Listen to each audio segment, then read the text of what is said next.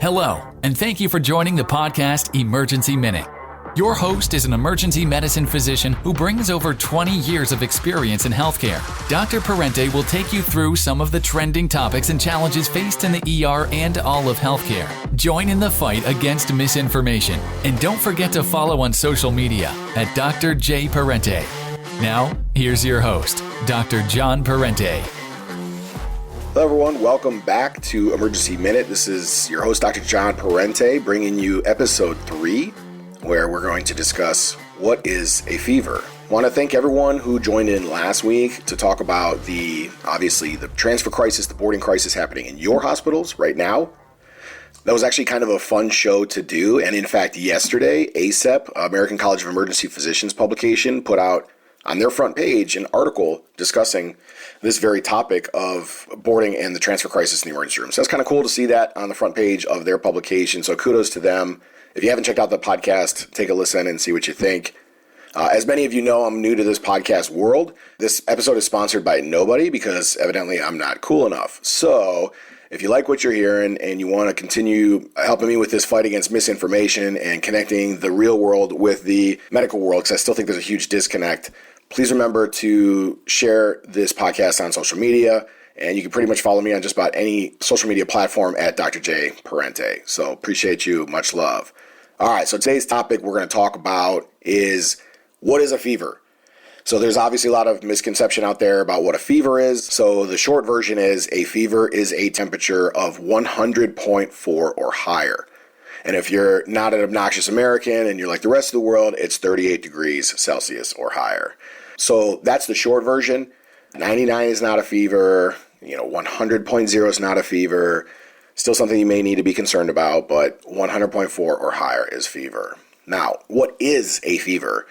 Well, a fever is simply a regulation system by the body where the hypothalamus sets what's called a set point. So the set point is set here. And so let's say when you have this fever, usually due to infection or inflammation, we'll get to that later, what happens is the body changes the set point to a higher level, right? So let's say it goes up to 102. Well, then your body sort of intrinsically says, okay, well, I'm at 98.6. I need to get to 102. So in order to achieve that, I need to do things to get to that temperature. And so that's when you start to feel cold. You feel cold because your body is shivering, and that's one of the sort of defense mechanisms that the body has in place that allows the shivering to help raise the body temperature in order for you to achieve that set point. And that's when people describe chills, and that's when people are asking for blankets when they have a fever and things like that. So that's the cold side. Now, what happens when you get to that new threshold, that new set point, or it goes higher? Well, that's when you start to hear terminology breaking a fever. So what does that mean? Well, you've either hit that set point or surpassed it, and now the body says, we need to get lower. So we're going to do things that were built into the body to lower that temperature. And what that looks like is when you're sweating and taking your sweatshirt off and really kind of hot. And that's the body's way of cooling itself to get down to a lower level. So that's sort of physiologically what that fever is. Now, what causes fever? For the most part, and again, this podcast is not meant to be geared towards medical students and physicians, although I'm happy to have them as listeners too. But for the most part, this is either due to infection or inflammation. I mean, there are some other causes out there, but just for the sake of this podcast, we'll stick with that. And obviously, the thing that we're worried about is infection, primarily viruses, also bacteria, and those sometimes are the more dangerous variety. And then there's some other rarer causes, such as, fungal infections, etc. So the question becomes to treat or not to treat the fever, right? And so there's two schools of thought here. Both sides kind of make sense. So the one side is, okay, I feel like garbage. I'm going to go ahead and take some medicine so that I don't feel like garbage. That makes sense. But also, what happens when you have fever? Well, your heart rate elevates, your respiratory rate elevates. You are more prone to getting dehydration. You're not eating as much because you feel like trash. You're not drinking as much. Then that's when you start to get dehydrated. You kind of can see how this would spiral. So there is some validity to saying, hey, I'm going to take this medicine so I can feel better, and then maybe give myself a better chance to do the things I'm supposed to do, drink fluids, eat foods, etc., and then be able to sort of beat this thing more quickly. So that's kind of the one school of thought. Now, the other side of that is, hey, fever's not necessarily a bad thing, right? I mean, it's the body's way of fighting off this infection. It's the body's immune system mounting a response. Why would I want to take medicine to limit that response? Why would I want to say, hey, I'm sending the troops out to war here with my lymphocytes and the body's white cells and things like that? Why would I want to suppress that response by taking Tylenol or Motrin or things that are going to sort of inhibit that fever? You hear about people trying to ride it out. Oh, I sweat it out. I sweat out my fever. And there's some validity to that too, in the sense that could this be something that maybe gets you through this illness faster?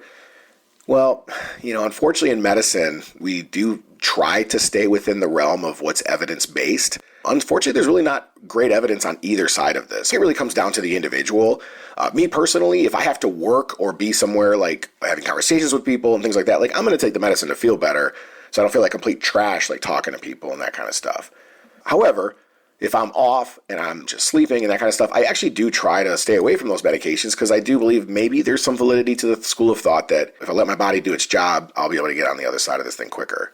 But I do think for the average person out there, especially for kids, right, it's very reasonable to treat them with medications as long as it's indicated, there's no contraindications, because average person wants to feel better and I think is more likely to do the things they're supposed to do, eat, drink, etc., and become less likely to end up in the hospital with dehydration and those kinds of things if their symptoms are somewhat managed, especially in kids. Like you can tell a 40-year-old man, look, man up, you've got to drink, you have to eat. If you want to beat this, you have to have some accountability in your healthcare, which I think we've lost in America, but that's a whole nother podcast.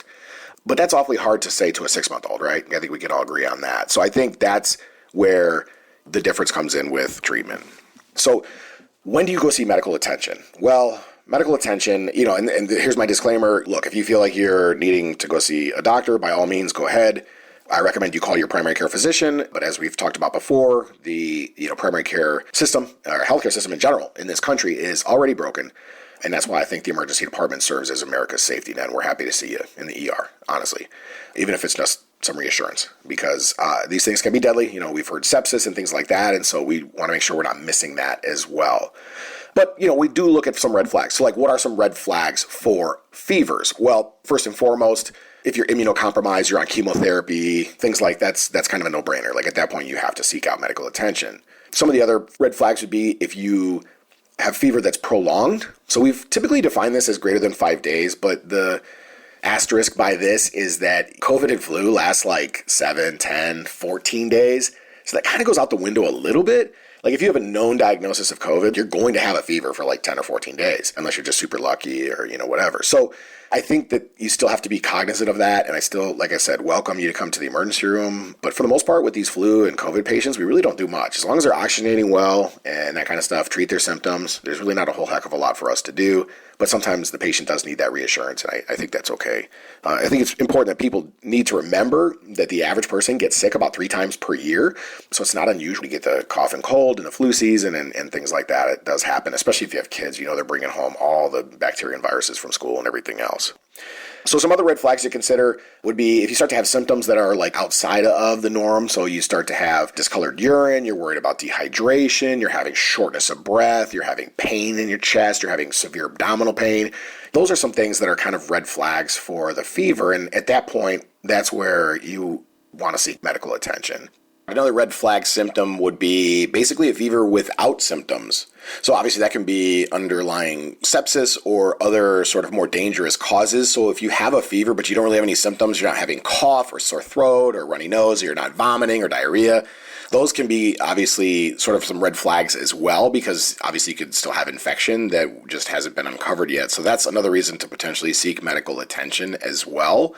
And then finally, the other thing to consider is extremes of age, right? So when you have 4-week-olds, fever is a whole different can of worms there, right? Like their immune system hasn't fully formed yet. They're very high risk for some pretty nasty infections, especially as people are starting to choose not to have their children vaccinated. That opens up a whole new can of worms. But obviously fevers in anybody under 3 months of age is definitely something that you want to get medical attention, especially in the first 4 weeks. Like that is absolutely critical. Now, if you look at the other side of that, of course, the elderly, right? So the elderly, don't always have a fever, right? And in fact, sometimes their temperatures are low. And we've seen this with sepsis too. Like you have an infection, but your temperature is actually low and your body is actually hypothermic. So that's something that we see as well. And that kind of goes along with one of those sort of mythbusters ideas like, oh, I don't get fevers, or that's not a fever for me. Some school of thought there, some of that's kind of nonsense, but some of that may be real. Like there are certain people that just cannot mount a febrile response to that infection. And obviously extremes of age would be one thing to consider, that 4-week-old or that 80-year-old that has some sepsis. So that's kind of some other red flags to consider. And there's, a whole litany of other reasons why you would want to, but those are just a few of the things to talk about as far as reasons that you would need to seek medical attention. So I think in summary, fever is not necessarily a bad thing. It means the body's doing its job, fighting that infection.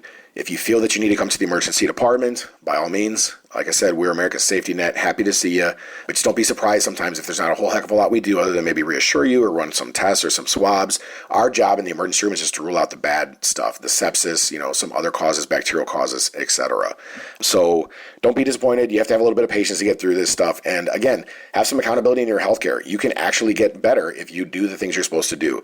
Drinking plenty of fluids, eating frequently, keeping your nutrition as obviously very important, getting lots of rest. The body uses food, water, and rest to fuel the fight against the infection. So it's important that you do those things. So when doctors say, listen, get lots of food, plenty to drink, and get lots of rest, there actually is science behind that reasoning. So please remember to like and share this podcast. Join us next week as we're going to talk about why does my ER visit take so long, which would be kind of interesting to talk about. And let me know any ideas or topics that you want me to discuss next time. The winner will get a free set of steak knives. And then don't forget to like and share on social media. Remember, you can follow me on just about any social media platform at Dr. J. Parente. Happy Valentine's to those who choose to celebrate, and peace, love, and happiness to all my brothers out there. Cheers, guys. Thanks for joining us this week on Emergency Minute. Join us next time for more hard-hitting discussions on some of today's issues in healthcare. Don't forget to leave us a review on Spotify or follow on social media at Dr. J. Parente.